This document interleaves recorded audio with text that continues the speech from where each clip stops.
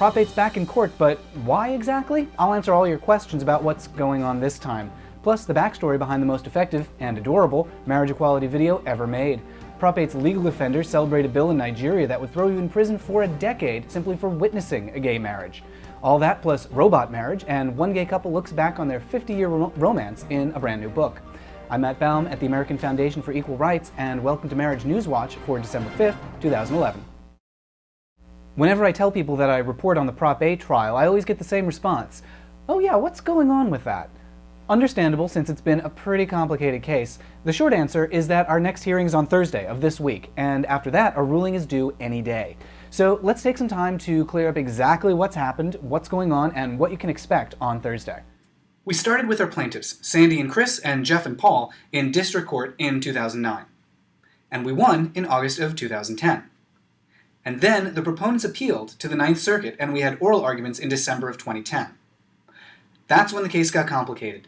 3 new questions came up about whether the proponents had standing, whether we could release the videotapes of the trial, and whether our district court win needed to be vacated after the judge disclosed that he was gay. The standing question went to the California Supreme Court. The other 2 questions went back to the district court. It took most of 2011, but we finally got decisions on all 3 questions, and now those issues are all going back to the Ninth Circuit. So the Ninth Circuit will have to rule on all of those issues, either in one big ruling or a couple of small ones, plus the merits of the appeal. Our next hearing is happening December 8th at 2:30 p.m., and we'll be discussing the issues of video and the motion to vacate.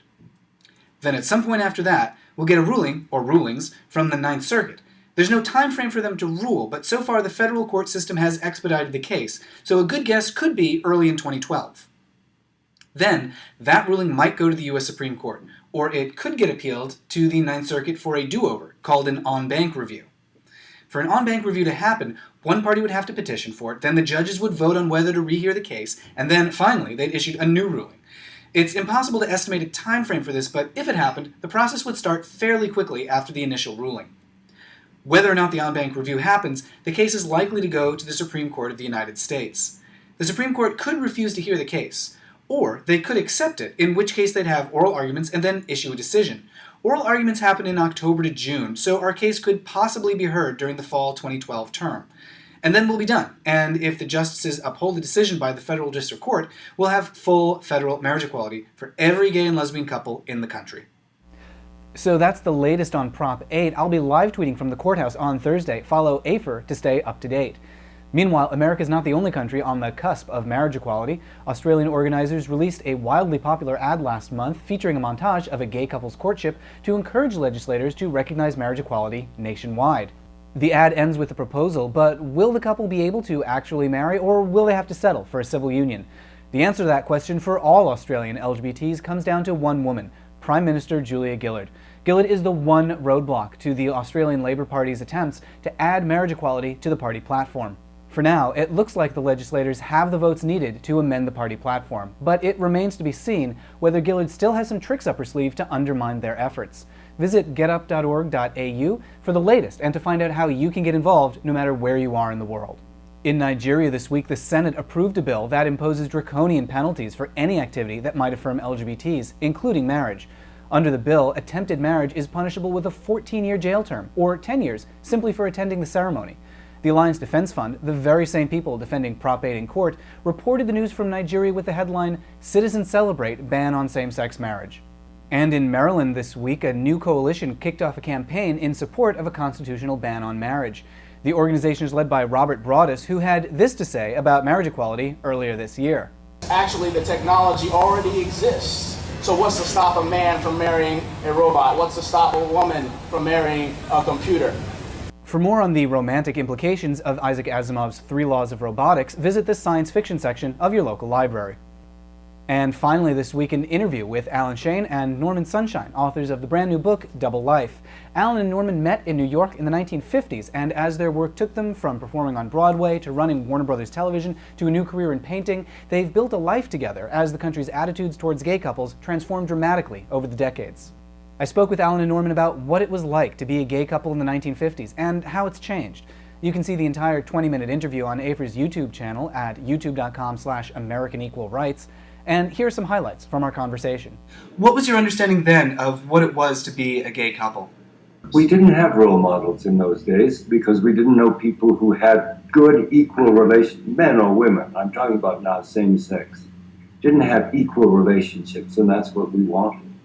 It was 2 years before we could actually think of living together. I mean, it just parents and relatives and friends. I mean, how do you explain this? In those days, we never spoke of it. So now we're talking about it all the time. It's a whole different world. I had my first one-man show in New York, in a New York gallery, while I was a VP, creative director of an ad agency. Unheard of. So the New York Times got wind of it, and they wanted to write an article about me.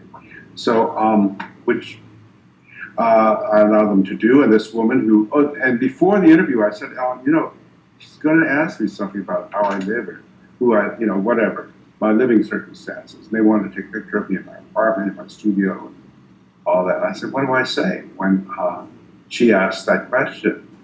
And we looked at each other, and I said, you know, I think I'm going to tell the truth.